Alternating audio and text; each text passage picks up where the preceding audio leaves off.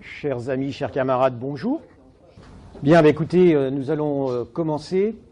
Je vais vous redire à nouveau bonjour et bonne année. On va essayer de faire en sorte que l'année 2018 soit un peu moins difficile que l'année 2017. Vous voyez l'ampleur de mes ambitions. Donc plus sérieusement, cette journée est une journée de travail. Ce n'est pas une réunion publique. On a souhaité, alors on l'a appelé reconstruire la gauche. Vous voyez, par contre, l'ambition est forte. On était un certain nombre de militants, alors en général issus du réseau de la gauche démocratique et sociale, ce réseau qu'on avait constitué autour de la revue DS, Démocratie Socialisme. On était, il y a quelques mois, dans la phase de préparation d'un congrès, le congrès du Parti socialiste, et évidemment, en raison de la présence de personnes sur la voie, le trafic est perturbé sur la ligne du RER. J'arrive, nous dit Claude. On était un certain nombre de militants, membres du Parti socialiste, qui cherchions à voir comment on allait préparer ce congrès. Bon, on sentait bien que la situation n'était pas facile, et on se disait qu'un congrès, il fallait qu'on voit quel est un petit peu l'état d'esprit des militants de la gauche du Parti socialiste, sachant qu'un certain nombre étaient partis, avaient quitté à la suite de Benoît Hamon le Parti socialiste, savoir un petit peu quel était le ressenti des uns et des autres. Et donc l'idée de lancer un appel ouvert, pour un congrès ouvert, un congrès qui tire un bilan du quinquennat, parce que ça nous semblait difficile de faire un congrès qui n'essaye pas de venir à la racine de la défaite majeure, cinglante, qu'a pu connaître le Parti socialiste. Et donc on a lancé cet appel et on a vu assez vite, d'abord qu'il répondait à un certain nombre de militants qui n'étaient plus ou qui n'étaient pas au Parti socialiste, puisque ce qu'on indiquait dans cet appel, c'était pas simplement préparer le congrès du Parti socialiste, c'était comment on peut rassembler et faire un congrès ouvert pour reconstruire une gauche démocratique, sociale, écologiste, etc. Bien. Donc c'est un petit peu ça qui nous a guidés, mais on a vu très vite que les choses allaient peut-être être encore plus difficiles que ce que les uns et les autres on pouvait imaginer. À la fois un congrès qui allait tirer aucun bilan du quinquennat. Je crois que les Hollando-valsistes, quel que soit leur degré, avaient soutenu le quinquennat quasiment jusqu'au bout et ne voulaient surtout pas tirer de bilan. Donc ça posait quand même un réel problème sur le type de débat qui pouvait avoir lieu. Et puis en plus, on voyait que les règles du jeu du Congrès allaient changer puisque il y a une modification des statuts qui a été votée par le Conseil national et qui hier devait être approuvée par les militants. Mais l'hécatombe aussi militante est importante dans ce parti. Et donc tout ça nous a amené à dire il faut qu'on se voit nationalement, pas strictement GDS, c'était pas ça l'objectif. Il y a dans la salle des camarades qui sont encore au Parti socialiste, des camarades qui n'y sont plus, des camarades qui n'y ont jamais été, qui peuvent être membres d'organisations ou autres. Il y a des camarades de République socialiste, de Nouvelle Donne, d'Ensemble, il y en aura d'Europe Écologie, les uns les autres viennent soit à titre individuel, soit au nom de leurs organisations, ils le diront. L'objectif est d'échanger entre nous sur les perspectives, quelle que soit l'appartenance ou la non-appartenance à un regroupement politique. C'est quelles sont les perspectives aujourd'hui pour tous les gens, toutes les femmes et les hommes de gauche dans une situation qui n'est quand même pas évidemment simple pour la gauche, vu l'explosion de la gauche après la victoire de Macron. Voilà, ça nous souhaitions dire cela aujourd'hui, réunion de travail, donc on va échanger. Il n'y a pas de vérité, personne ne détient la vérité, personne n'est ici pour imposer sa vérité, mais pour échanger et puis essayer de construire. Et il faudra qu'on construise d'autres rendez-vous dans les semaines et les mois qui viennent, sachant que 2018 est une année sans élection. Je sais, il y a des élections déjà en 2019 et tout le monde est en train de penser aux élections européennes. Mais enfin bon, on a peut-être quand même quelques semaines, quelques mois, sans être obligé de discuter tactique. Notre objectif aujourd'hui, c'est pas de discuter des questions tactiques. Alors les questions tactiques sont éminemment importantes, hein, mais de discuter entre nous de questions de fond, à la fois, je dirais, de type programmatique, hein, le programme des uns et des autres, les réponses qu'on doit donner pour un socialisme du XXIe siècle, et puis des réponses stratégiques, hein, au sens de qu'est-ce qu'on doit construire comme regroupement politique à gauche aujourd'hui. Voilà, c'est un petit peu donc le cadre de cette journée. Donc je pense qu'il faut qu'on soit les uns et les autres libres dans nos expressions. Et en plus, ce n'est pas une réunion, il n'y a pas de journalistes, je crois que c'est une réunion d'échange et de travail. Voilà. Alors, quelques mots sur, bien sûr, la situation générale. Alors, on peut passer des heures, et puis pourquoi pas, sur essayer de définir ce qu'est le macronisme. Tout le monde, je crois, sera d'accord ici pour dire que son objectif, l'objectif de Macron, est d'imposer les règles libérales à la France, imposer une insertion plus forte, adapter le pays encore de façon plus forte au néolibéralisme européen et international. Bon, on peut en rester à des généralités comme ça, il faut peut-être creuser un peu, d'autant que, si on veut être un peu pédagogique, parce que c'est aussi ce qui a déboussolé peut-être un certain nombre de militants de gauche, de gens de gauche, d'électeurs de gauche, c'est qu'entre le discours de Macron et la politique de Macron, il y a évidemment un fossé. Enfin, il y a un fossé. C'est-à-dire qu'il y a le discours qui est souvent rassurant, qui semble souvent de bon sens, et puis les actes qui sont beaucoup plus brutaux. Tout le monde a en tête ce qu'a pu dire Macron lors de sa campagne sur l'accueil des migrants, donc empreint d'humanisme. Et puis on voit la réalité de la politique qui, elle, saute aux yeux, puisque vous avez vu avec la circulaire Collomb, l'ensemble des organisations, je dirais, des plus modérées aux plus radicales, ont demandé, y compris Jacques Toubon, défenseur des droits, demande son retrait. C'est-à-dire que jamais un gouvernement, depuis la Deuxième Guerre mondiale, n'avait voulu aller aussi loin dans le contrôle d'identité de gens dans les centres Emmaüs, centres d'hébergement, etc. Bien. Le discours, alors, qui pour nous, en général, est plus facile à démonter, mais je vais redonner du pouvoir d'achat aux salariés, mais ça se traduit d'ailleurs très peu, et ça se traduit surtout par la baisse des cotisations sociales, ce qui donc met à mal la protection sociale à laquelle on tient, et donc toutes ces choses-là sont à déconstruire, hein, bien voir que le discours de Macron peut dérouter un certain nombre d'électeurs, même si, évidemment, quand on rentre dans le dur de la politique, on voit un peu mieux les choses réellement. Alors, pourquoi cette explosion du champ politique, certainement du fait des échecs successifs des gouvernements de droite et des gouvernements de gauche, qui, du point de vue de la classe dominante, avaient mené des politiques qui n'avaient pas été suffisantes. Sarkozy d'une part ou Hollande d'autre part, n'avaient pas été jusqu'au bout des réformes libérales exigées par le MEDEF, exigées par la classe dominante, exigées par l'Europe libérale, etc.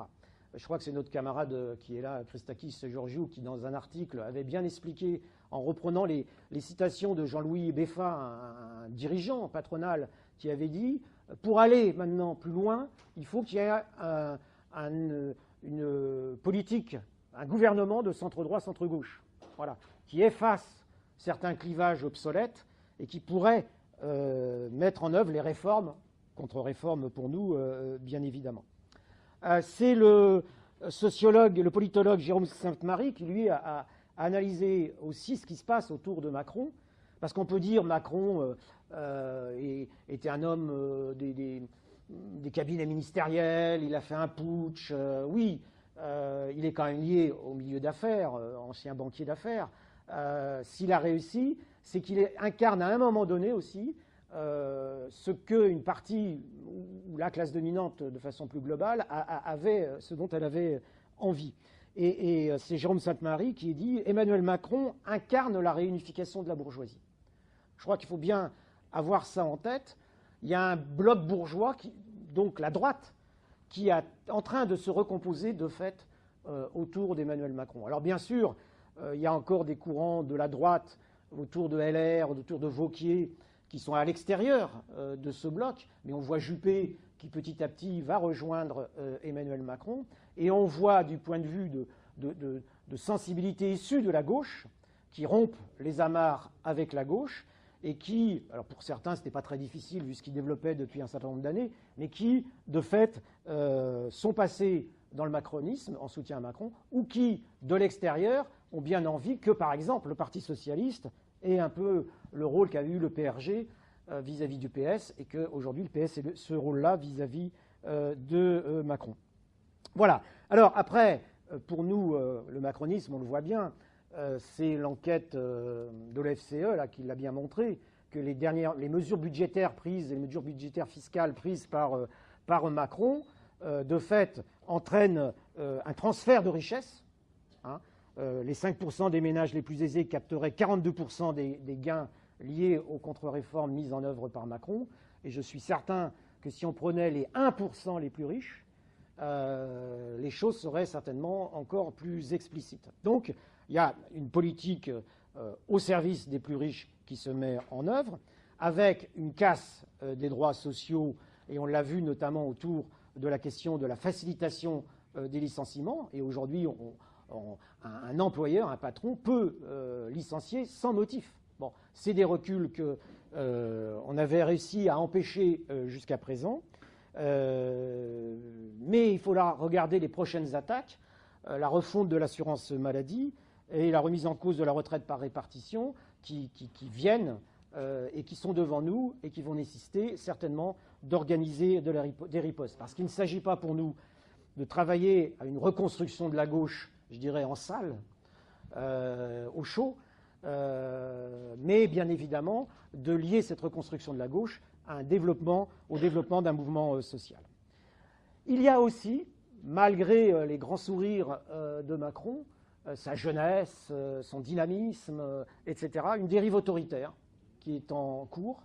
On l'a vu avec la loi antiterroriste, c'est-à-dire que des dispositions qui devaient être provisoires sont rentrées finalement dans la loi. On a eu, j'en ai déjà parlé, de la circulaire anti-migrants. C'est la chasse aux chômeurs qui se trouve renforcée. C'est cette idée d'une loi média pour faire la chasse aux fake news. Enfin, comment un pouvoir politique peut-il décider qu'il poursuivrait, qu'on puisse poursuivre des médias parce que l'information serait fausse? C'est quoi une information? Oui, il y a des fake news, oui, ça existe. Enfin, confier ça à un pouvoir politique est quand même inquiétant. Il y a d'autres éléments qu'il faudra regarder un peu plus précisément. La réforme constitutionnelle, qui va certainement avoir lieu. Il y aura tout un discours démagogique sur la baisse du nombre de députés. Hein. Mais au travers de cela, c'est peut-être aussi une volonté d'affaiblir encore le rôle des partis politiques.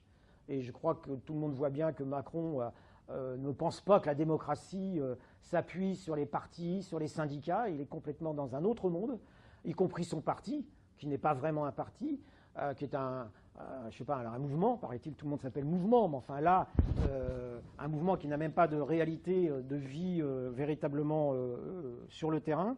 Et donc là, il y a aussi des choses qu'il va falloir regarder. Et puis, il y a la stature internationale, ou au moins européenne, que Macron veut prendre, qu'il prend. Faut regarder, c'est Jean-Claude qui avait regardé ça un peu plus précisément, le coup de main, entre guillemets, de Macron à l'entente CDU-SPD en Allemagne. Donc, il travaille aussi à ces alliances droite-gauche pour aller vite à l'échelle européenne. Et puis, il y a aussi ce projet d'avancer dans la fédéralisation de l'Europe. Alors, on peut, ici dans cette salle, avoir peut-être des avis différents sur la question faut-il une Europe fédérale ou pas. En tous les cas, je pense qu'on peut peut-être, en tous les cas c'est ce que je pense personnellement, on pourra débattre là-dessus, avancer dans une intégration européenne plus forte aujourd'hui, sans approfondissement de l'aspect social, sans projet social de l'Union européenne. Je crains que cela soit qu'un accroissement des inégalités sociales et donc un renforcement d'une Europe libérale. Mais on pourra évidemment en débattre. Alors, le contexte plus global, on est évidemment dans un creux dans la situation politique. Alors, je vais dire creux, j'entendais François Ruffin, que j'ai vu l'autre jour, qui disait ressac. Je ne sais pas quels sont les termes que l'on peut employer les uns les autres, mais il y a évidemment, après, alors je vais dire l'échec des mobilisations contre les ordonnances, échec dans la mesure où elles n'ont pas permis d'empêcher le vote des ordonnances. Il y a eu un mouvement social d'ampleur qui suivait quand même le mouvement contre la loi El Khomri, qui n'avait pas, lui non plus, réussi. Donc il y a toujours un mouvement qui est prêt, qui sommeille et qui de temps en temps arrive à faire irruption. Mais évidemment, dans la mesure où ces journées d'action ne permettent pas de réellement mettre en échec les projets gouvernementaux, on est dans une phase évidemment d'interrogation, d'autant que le champ politique à gauche ne permet pas d'espérer rapidement une issue politique à la situation. Deuxièmement, on est dans un contexte économique, alors certes, de reprise économique, de croissance qui redémarre. Alors, on peut et on doit avoir évidemment un débat entre nous sur la question de la croissance, de son contenu. Quand moi j'emploie ce mot-là, je ne pense pas à la croissance simplement de biens, mais je crois aussi à la croissance de services, hein, ce qui n'est pas tout à fait la même chose. Mais la croissance qui se développe aujourd'hui est plutôt une croissance molle, normale après une décennie de quasi-récession ou en tous les cas de stagnation. Mais c'est par exemple le journal Les Échos qui aujourd'hui disait que les créations d'emplois devraient passer d'un rythme de 150 000 par semestre à 70 000 environ dans la première moitié de l'année 2018, mais le taux de chômage ne devrait donc que peu reculer.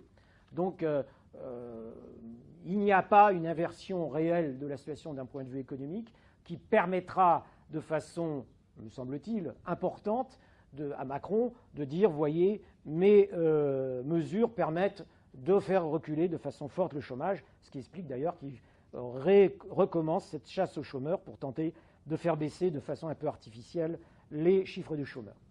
Voilà un peu le contexte dans lequel nous travaillons. Alors, et la gauche là-dedans? Bon. Alors d'abord, on peut s'interroger sur le terme « la gauche ». Certains pensent que ce terme-là n'a plus de sens, qu'il a été galvaudé, et ça c'est vrai, par notamment le quinquennat de François Hollande. Certains pensent que ce n'est plus le clivage droite-gauche qui est le clivage déterminant dans notre société, dans nos sociétés. Ça renvoie bien évidemment aux écrits, par exemple, de Chantal Mouffe, interprétés par les uns et par les autres suivant leur situation nationale, que ce soit en Espagne par Podemos ou ici en partie par Jean-Luc Mélenchon. Faut s'entendre. Nous, moi, j'utilise souvent le mot droite-gauche en disant qu'il y a quand même deux forces fondamentales dans ce pays. Le salariat, qui a certes bougé, qui a certes connu de grandes évolutions, qui en connaîtra d'autres. Hein. Bien sûr, ce n'est plus la classe ouvrière du XIXe siècle. Je discutais dans les débuts des années 60, pour les plus anciens, il y avait Serge Mallet qui avait théorisé, mais d'ailleurs sur un phénomène qui existait, qui était la nouvelle classe ouvrière. C'est-à-dire il y avait une apparition de techniciens, hein, il y avait un développement de la technique, il y avait donc un développement de techniciens.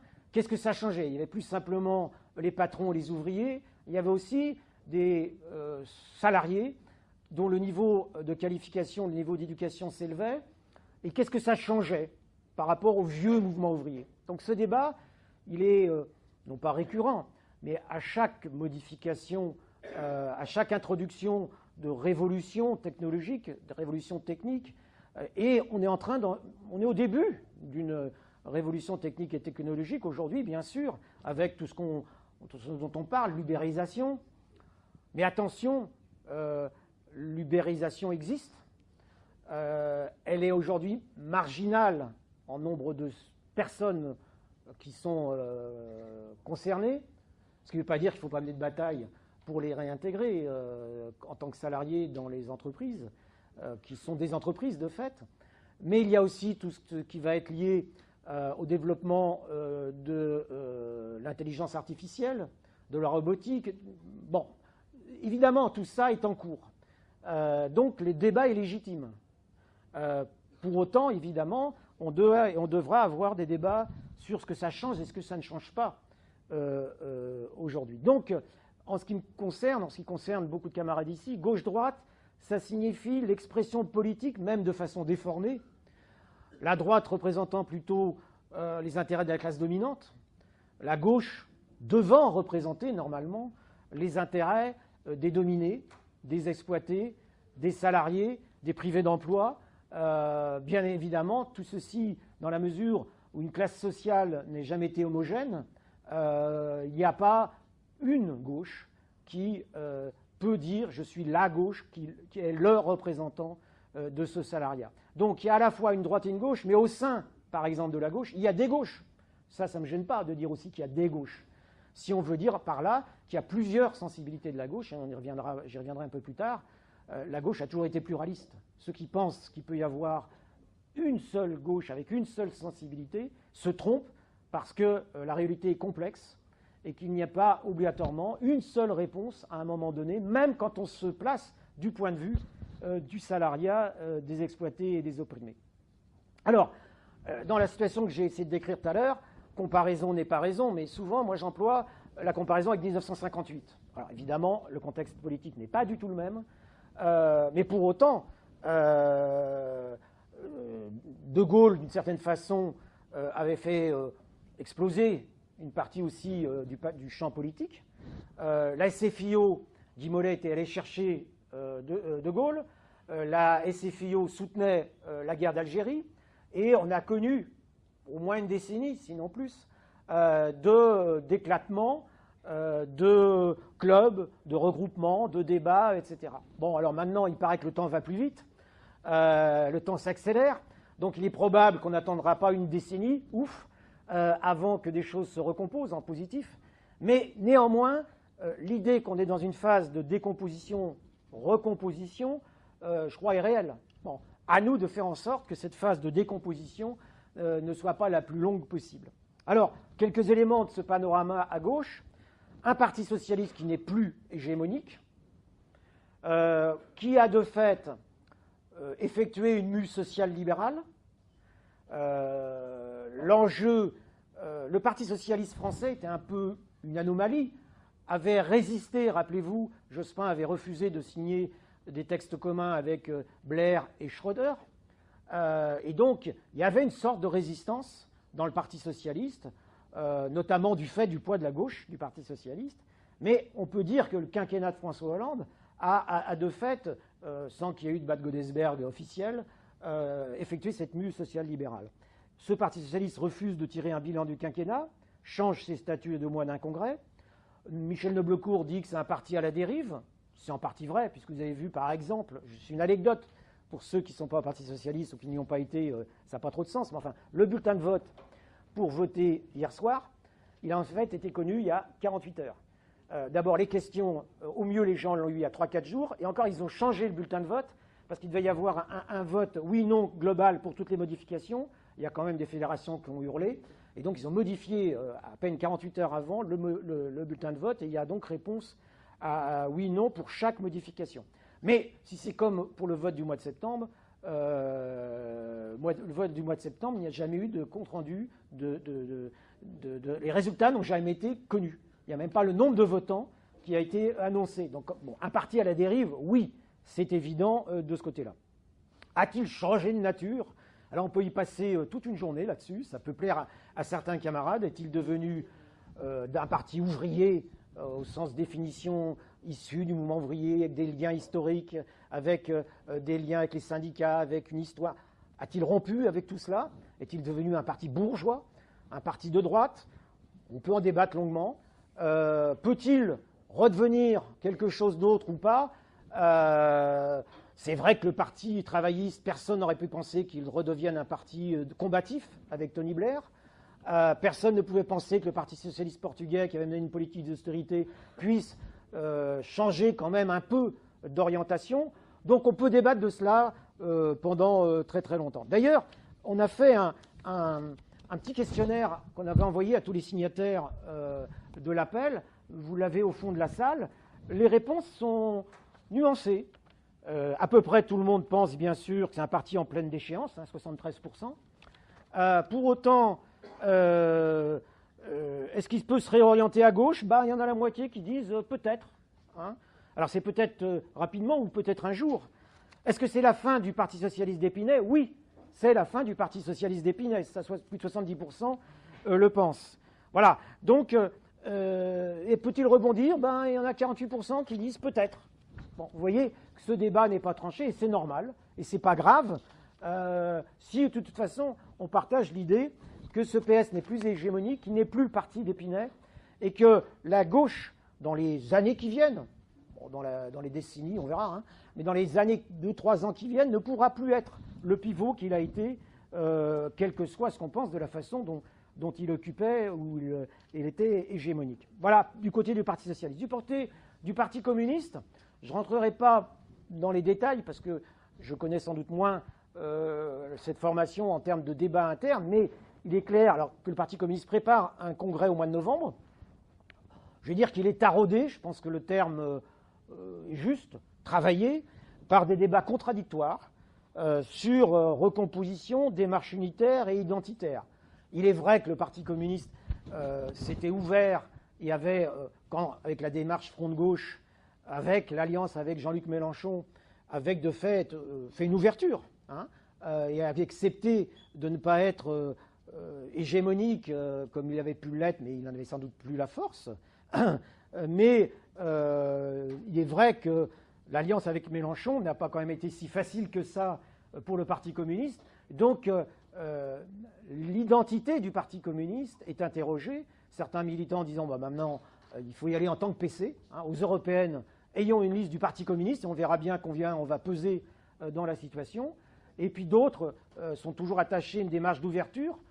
Et puis d'autres, parce que, et c'est tout à fait, je veux dire, honorable, estiment que leur implantation électorale, qui permet aussi à ce parti de vivre, et c'est pas honteux en soi, hein, eh bien nécessite toujours des alliances, y compris avec le Parti socialiste. Et on verra bien qu'au niveau des municipales, dans 3 ans, ça ne sera pas si simple que cela, pour les uns et pour les autres, dans la mesure où les listes municipales de gauche ne se feront pas autour du Parti socialiste, elles se feront avec bien plus de groupes que cela, et ça sera évidemment plus compliqué. En ce qui concerne Europe Écologie Les Verts, qui est une organisation aussi qui se recherche, qui a nourri à sa façon, dans la dernière décennie, voire de ces dernières 20 ans, le débat politique dans toutes les formations, dans toute la société, en imposant, alors c'est pas que Europe Écologie bien sûr, parce que Europe Écologie était aussi le reflet de ce qui se passait, d'une prise de conscience dans la société, mais la question qui est posée à Europe Écologie aujourd'hui, c'est est-ce qu'il pose soi-même, hein, c'est est-ce qu'un parti fondé sur l'écologie politique a un sens aujourd'hui, dans la mesure où il y a cette prise de conscience écologique dans une grande partie de la société, qu'un grand nombre de partis politiques aujourd'hui, à droite comme à gauche, intègrent, chacun à sa façon, mais intègrent la question écologique, il est légitime qu'Europe Écologie se pose cette question de son... Et donc c'est pour ça qu'Europe Écologie a engagé une démarche ouverte pour des assises de l'écologie et des solidarités. Vous serez sans doute les uns et les autres, si vous ne l'avez pas déjà, contactés par Europe Écologie pour justement participer à des réunions qu'ils vont tenir dans les différentes régions. France Insoumise. Alors France Insoumise a été invitée à cette journée, hein, et notamment à la table ronde de cet après-midi, bon, a refusé. France Insoumise est aujourd'hui la force dominante à gauche, au moins d'un point de vue électoral. C'est quelque chose qui est incontestable et je dirais incontournable. Et ça serait stupide d'ignorer cette situation en disant en plus ils sont sectaires, ils refusent de venir nous voir, oui, tas de choses, mais n'empêche que France Insoumise a réussi à rassembler en son sein et autour de lui, autour d'elle, France Insoumise, des tas de militants, des tas de gens de gauche qui sont à la recherche d'une réponse, je dirais, radicale, au bon sens du terme, hein, c'est-à-dire qui soit réellement en rupture avec les politiques molles de la gauche molle, pour reprendre cette expression. Mais France Insoumise n'a pas réussi, voilà, au sens où Jean-Luc Mélenchon n'a pas été élu président de la République. Bon. Oui, mais c'est quand même pas rien. Ils ont fait un très bon score, évidemment. Mais voilà, la dynamique de France Insoumise est-elle arrivée à un palier? Et surtout, la question qui est posée à France Insoumise, quand tu es la force dominante, tu as des responsabilités. Tu dois normalement t'intéresser à ce qui se passe autour de toi. Sauf à avoir une vision totalement hégémonique et fausse de la réalité, qui est on est un mouvement et tout le monde n'a qu'à venir à titre individuel et c'est chez nous que ça se passe. Bon, on se souvient qu'à une autre époque, une organisation politique a eu ce type d'attitude. Bon. Mais sur le moyen terme, sans parler de sur le long terme, c'est évidemment pas une politique qui est payante, mais il faut qu'on ait dans nos débats cette question, bien sûr, bien présente. On pourra discuter plus fondamentalement des questions droite-gauche, je l'ai dit, de ce que peut raconter aujourd'hui Jean-Luc Mélenchon, des questions de la démocratie. Bon, tous ces éléments, évidemment, sont des éléments pour nous constitutifs de ce que doit être un rassemblement de la gauche. Génération, nouveau mouvement créé autour de Benoît Hamon. Alors, il s'en défend, bien sûr, il n'est qu'un fondateur, mais on sent bien que tout le monde, d'ailleurs, dans la Ve République, construit des groupements autour d'une personnalité. Alors, les personnalités sont indispensables dans un mouvement, parce que des idées, à un moment donné, doivent s'incarner. Elles sont portées par des femmes et des hommes, surtout des hommes, bien sûr. Quand je dis bien sûr, c'est une constatation. Voilà.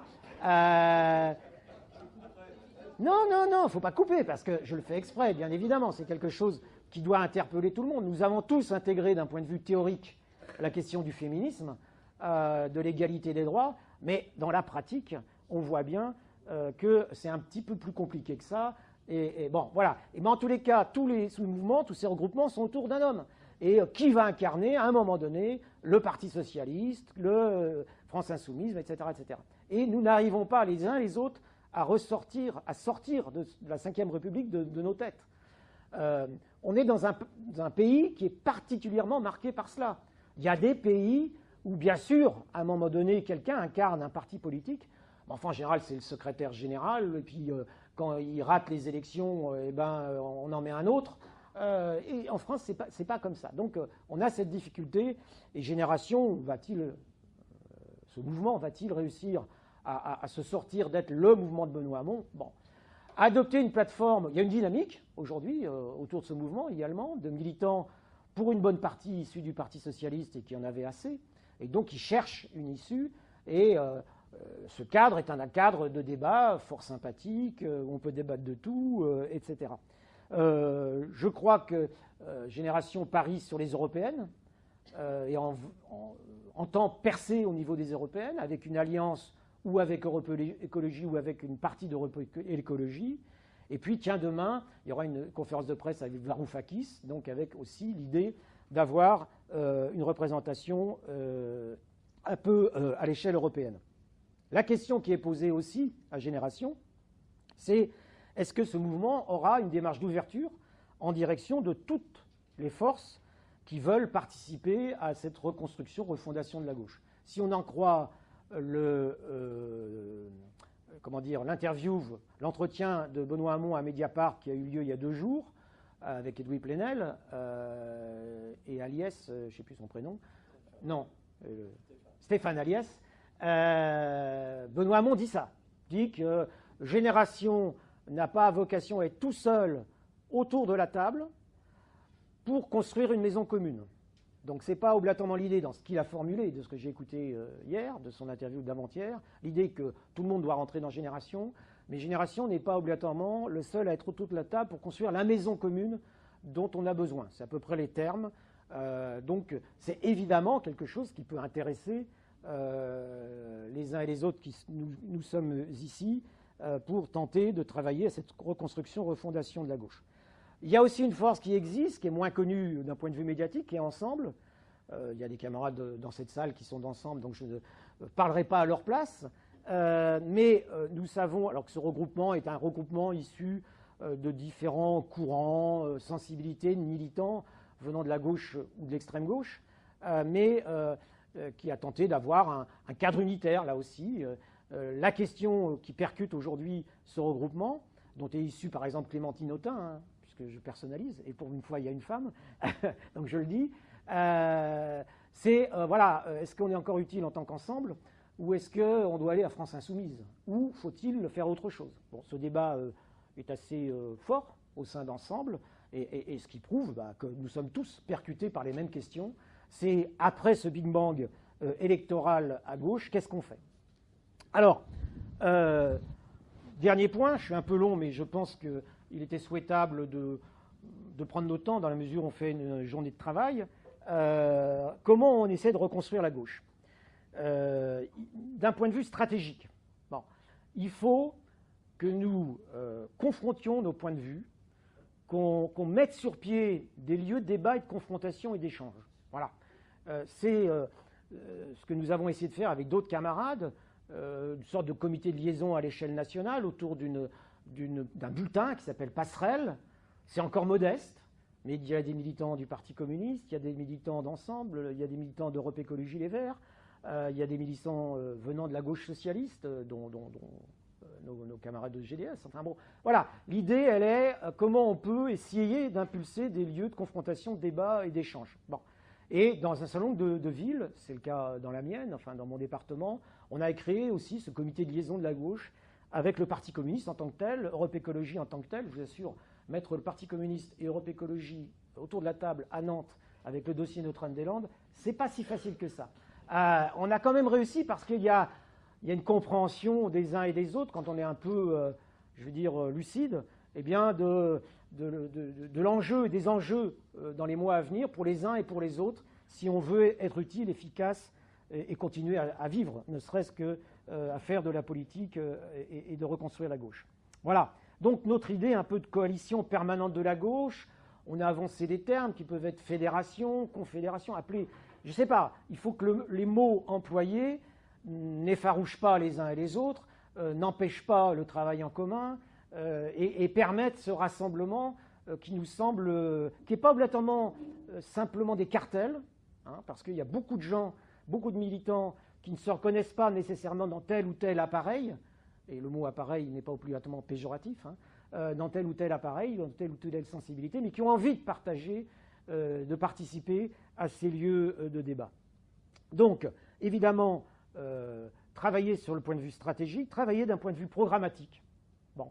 Les différentes questions qui sont celles auxquelles on est confronté, que ce soit évidemment la question sociale, qui reste pour nous évidemment essentielle dans la mesure où, dans l'analyse de la société que nous faisons, qui est une analyse en classe sociale, et bien évidemment, cette question sociale, l'opposition capital-travail, le fait qu'il y a des intérêts du salariat, malgré tout ce qui existe, que j'ai pu expliquer tout à l'heure sur les questions de ce qu'est le salariat aujourd'hui, il y a plus de choses qui rassemblent les salariés que de choses qui rassemblent les salariés et le CAC 40. Hein.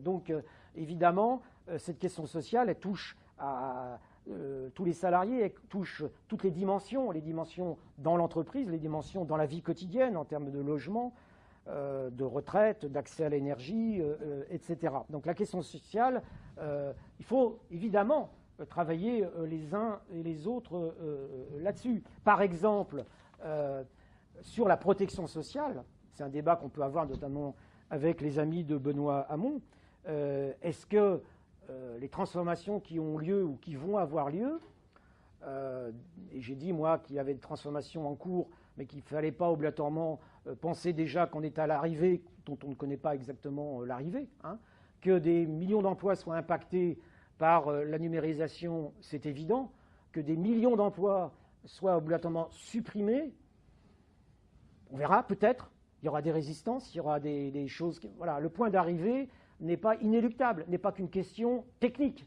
n'est pas qu'une question technologique, est une question aussi de rapport de force. Mais même si ces transformations-là sont possibles, est-ce que la question de la réduction du temps de travail reste essentielle ou pas? C'est-à-dire, est-ce qu'on est pour un salaire pour tous, un emploi pour tous? Maintenant, Ligue Métal commence à avancer les 28 heures. Vous vous rendez compte? Quand mon camarade Filoche, il y a encore 2-3 ans, me disait qu'il faut relancer les 35 heures ou les 32 heures, je lui dis oh, attends, arrête, on a déjà du mal à défendre les 35 heures, soyons réalistes, au sens, oui, bien sûr, on pourrait. Bon, et voilà, Ligue Métal en est à 28 heures. Bon, donc, est-ce qu'on prend d'abord et avant tout la question sociale et les transformations sociales aujourd'hui par cette question-là, ou est-ce qu'on les traduit immédiatement par un revenu universel? Voilà. Ça, c'est une question programmatique. Et elle est légitime comme question de débat entre nous et au sein de la gauche. Est-ce que la protection sociale doit rester basée sur des cotisations sociales assises sur la richesse créée par le travail? Moi, c'est ce que je pense. D'autres camarades dans cette salle le pensent. D'autres camarades pensent que si le travail vient à disparaître, il faut trouver autre chose. Et donc, les questions de fiscalisation, etc. Voilà des débats programmatiques que nous devons avoir. Nous avons les uns et les autres des positions, pour ceux qui appartiennent à des courants, des sensibilités, et il faut confronter ces points de vue, voir les convergences, voir les batailles que l'on peut mener ensemble, malgré des différences, et puis continuer le débat sur ce qui reste, évidemment, des divergences. Les plateformes dont j'ai parlé, Uber & Co., évidemment, pour nous, la question centrale, c'est de faire en sorte que les patrons de ces plateformes ils payent des cotisations. Bon, voilà. On ne va pas constater simplement que Uber peut se développer, j'ai dit les limites de l'ubérisation, mais bon, voilà. La question écologique, à la fois, évidemment, elle est posée à droite et à gauche, mais à droite et à gauche, on ne la pose peut-être pas de la même façon. La question, par exemple, de ceux qui nous parlent de la finance verte qui va sauver la planète, excusez du peu, il y aura un prochain article dans Démocratie Socialisme là-dessus. Nous ne pensons pas que c'est la finance, même verte, qui va sauver la planète. On connaît les questions de greenwashing, etc. Mais quand on pose y compris la question de la transition énergétique, la transition écologique, il nous semble que la question sociale ne doit pas être oubliée. Nous posons, évidemment, la question écologique ne se réduit pas à la question sociale, mais la question écologique, de transition écologique, doit se poser aussi au travers de la question sociale. La question de la précarité énergétique, c'est-à-dire qu'il y a des gens aujourd'hui dans notre pays qui habitent dans des habitations, des logements qui sont des vrais passoires énergétiques et qui ne peuvent pas payer donc leur chauffage et qui sont sans chauffage l'hiver, c'est une priorité pour nous, hommes et femmes de gauche, plutôt que la finance verte. Enfin, vous voyez. Donc c'est aussi ces questions-là, on doit les voir comme ça. Si on pose la question de la transition énergétique, que ça soit Fessenheim, ou je prends une centrale à charbon, à tout à fait côté de Nantes, qui va être fermée d'ici 2020-2021. Mais que ce soit Fessenheim ou cette centrale à charbon, la question de la reconversion se pose. Et la reconversion sociale. C'est, je ne sais pas, 2000 emplois peut-être à Fessenheim, je n'ai pas le chiffre exact, et ça doit être à peu près la même chose, nous, avec les emplois directs et les emplois indirects, sur la centrale de Cordemais. Mais personne n'est capable aujourd'hui de dire aux salariés, vous garderez votre emploi, vous allez être formés pour faire autre chose, et on cherche d'un point de vue technique, par exemple pour la centrale à charbon, lui faire autre chose, mais je vous assure, d'un point de vue technique, bien sûr, on arrivera un jour à trouver les solutions, mais dans 1 an, 2 ans, 3 ans, c'est pas si sûr que ça. Donc qu'est-ce qu'ils vont devenir ces salariés? Donc la bataille, y compris de la transition énergétique, elle se pose pour nous, militants de gauche, qui avons cette analyse de classe sociale, eh bien on pose la question sociale, évidemment, là-dedans. C'est aussi toutes les questions démocratiques, je ne reviens pas, mais sur cette question de 6e République, comment on y passe, voilà, la question de la République et de la démocratie, après X années de 5e République, il faut quand même qu'on retravaille ces questions. La question européenne, je l'ai dit, j'en ai esquissé quelques mots tout à l'heure, on peut avoir des points de vue fédéralistes, confédéralistes, des points de vue plus nationaux, je ne dis pas nationalistes parce que c'est autre chose, mais en tous les cas, un approfondissement de cette Europe libérale, ça nous le refusons les uns les autres. Comment on traduit ça, notamment aux prochaines élections européennes? Les questions internationales, toutes les questions liées à la guerre, à la paix, on ne comprend pas ce qui se passe, y compris en matière de migration, évidemment, si on ne tient pas compte des interventions. Alors on appelle ça comment? Les OPEX. La France n'est pas en guerre, elle mène des opérations extérieures. Voilà. Qu'est-ce que c'est gentiment dit, les OPEX? Enfin, la France est sur plusieurs théâtres de guerre et nous n'avons pas été les uns et les autres en capacité de développer de mouvements anti-guerre, de mouvements pour la paix. Parce que pourquoi? Il n'y a plus d'appelés, c'est des soldats professionnels, donc on s'en fout, ils sont payés pour aller se faire tuer. Et donc c'est quand même catastrophique, parce qu'on voit évidemment ensuite les répercussions. On ne peut pas penser que ces opérations extérieures sont là-bas, qu'il n'y a pas de répercussions. Ensuite, ne serait-ce qu'en termes de terrorisme, en termes de migration, et la question migratoire, par exemple, qui ne se résume pas aux migrations liées aux guerres, mais aussi aux questions économiques, hein, nous sommes à gauche, je pense, pas si bien armés que ça sur la question de la politique migratoire. Est-ce qu'on a... Oh oui, on dit solidarité, on dit accueil, mais les débats sur... On est tous pour la liberté de circulation, sur la liberté d'installation, comment, quoi. Quelle politique, au pluriel, ou quelle politique au singulier migratoire de la gauche ou de gauche? Il y a des choses qui sont dites par les associations, il y a des choses qui sont dites par les uns et par les autres, mais est-ce que tout cela fait une politique? Et est-ce que tout cela, en tous les cas, on la défend, ou on les défend face à tous les citoyens aujourd'hui qui sont flattés par l'extrême droite? Ce n'est pas si simple que ça. Et donc, il faut que l'on retravaille sur ces questions. Voilà. Donc, reconstruire, je conclus là-dessus, reconstruire une gauche de notre temps qui réponde aux questions de notre temps, sociale, écologiste, féministe, internationaliste, et donc une gauche unitaire, démocratique et pluraliste. Voilà. Ça, c'est important. Je l'ai déjà dit, mais je reviens. La gauche ne sera jamais monolithique. Elle est nécessairement pluraliste. C'est à la fois sa force et sa faiblesse. Il faut donc qu'on se rassemble en respectant ce pluralisme et avec une idée que l'on doit avoir en tête, c'est que Macron deviendra de plus en plus fort ou se renforcera, mais uniquement de nos faiblesses et de nos divisions. On le voit sur un certain nombre de sujets. Quand il y a un rapport de force, Macron, voilà, évidemment, il est comme tout gouvernement, il fait attention. Il peut reculer même. Bon, en tous les cas, il n'y a pas un macronisme qui va s'installer pour la décennie de façon inéluctable. Le mouvement social, la gauche n'est pas morte dans ces pays. Des partis peuvent mourir, la gauche ne mourra jamais. Mais par contre, si nous ne sommes pas capables assez rapidement à rassembler, reconstruire, mettre dans les mêmes salles des militants qui peuvent avoir des points de vue différents, mais autour de tâches de... Ah oui, je sais, je n'ai pas tapé sur la table, je tape sur le micro, je suis désolé. Et bien, évidemment, Macron pourra durer, pourra peut-être faire un deuxième quinquennat, mais ce n'est absolument pas inéluctable. Cela dépend largement de nous, y compris de nous aujourd'hui dans cette salle. Merci.